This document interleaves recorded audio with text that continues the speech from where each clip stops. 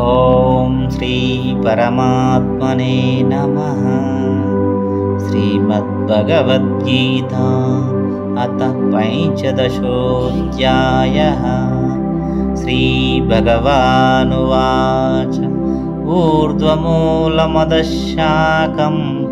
అశ్వత్థం ప్రాహురవ్యయం ఛందాంసి యస్య పర్ణాని యస్తౌ వేద స వేదవిద్ అదచ్చోర్ధ్వం ప్రసుతాస్తస్య శాఖా గుణప్రవృద్ధా విషయా ప్రవాలా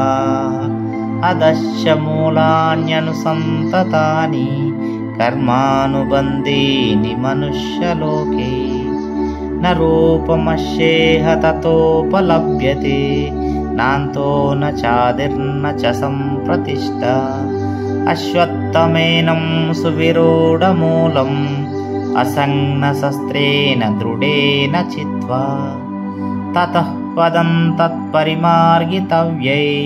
యస్మిన్ గతా న నివర్తంతి భూయః తమేవ చాద్యం పురుషం ప్రపద్యే యతః ప్రవృత్తిః ప్రసృతా పురాణి నిర్మాణమోహాజితసంగదోషా అధ్యాత్మనిత్యా వినివృత్తకామా ద్వంద్వైర్విముక్తా సుఖదుఃఖసంజ్ఞైర్గచ్చన్త్యమూఢాః పదమవ్యయం తత్ న తద్భాసయతే సూర్యో న శశాంకో న పావకః యద్గత్వా న నివర్తంతే తద్ధామ పరమం మమ మమైవాంశో జీవలోకే జీవభూతః సనాతనః మనఃషష్టానీంద్రియాణి ప్రకృతిస్థాని కర్షతి శరీరై యదవాప్నోతి యచ్చాప్యుత్క్రామतीश्वरः గృహీత్వైతాని సంయాతి వాయుర్గంధాని వాసయాత్ శ్రోత్రచక్షుస్పర్శనైంచ రసనం ఘ్రాణమేవ చ అధిష్టాయ మనశ్చాయం విషయానుపసేవతే ఉత్క్రామంతం స్థితౌ వాపి భుంజానౌ వా గుణాన్వితం విమూఢానానుపశ్యంతి పశ్యంతి జ్ఞానచక్షుషః యతంతో యోగినశ్చైనం పశ్యంతాత్మన్యవస్థితం యతంతో ప్రకృతాత్మానో నైనం పశ్యంత్యచేతసః యదాదిత్యగతం తేజో జగద్భాసయతేఖిలం యచ్చంద్రమసి యచ్చగ్నౌ తత్తేజో విద్ధి మామకం గామావిశ్య చ భూతాని ధారయామ్యహమోజసా పుష్ణామి చౌషధిః సర్వాస్ సోమో భూత్వా రసాత్మకః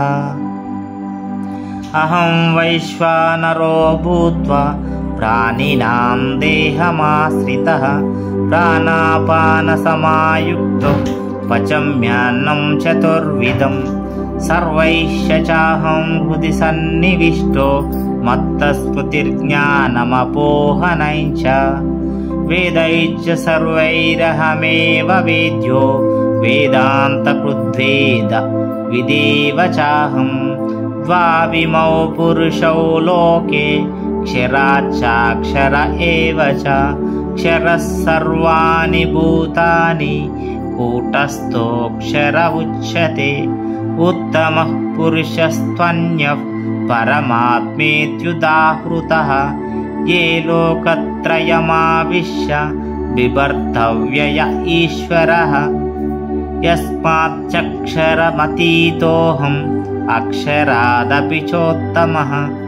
అతోస్మి లోకే వేదే చ ప్రతితః పురుషోత్తమః ఏ మామేవమసమ్మూఢో జానాతి పురుషోత్తమం స సర్వవిద్ భజతి మాం సర్వభావేన భారత ఇతి గుహ్యతం శాస్త్రం ఇదముక్తం మయా నగ ఎతద్బుద్ధ్వా బుద్ధిమాన్ స్యాత్ कृतकृत्यश्च भारत। ॐ तत्सदिति श्रीमद्भगवद्गीतासु उपनिषत्सु ब्रह्मविद्यायां योगशास्त्रे श्रीकृष्णार्जुनसंवादे पुरुषोत्तमयोगो नाम 15ोऽध्यायः। ॐ श्रीकृष्णार्पणमस्तु।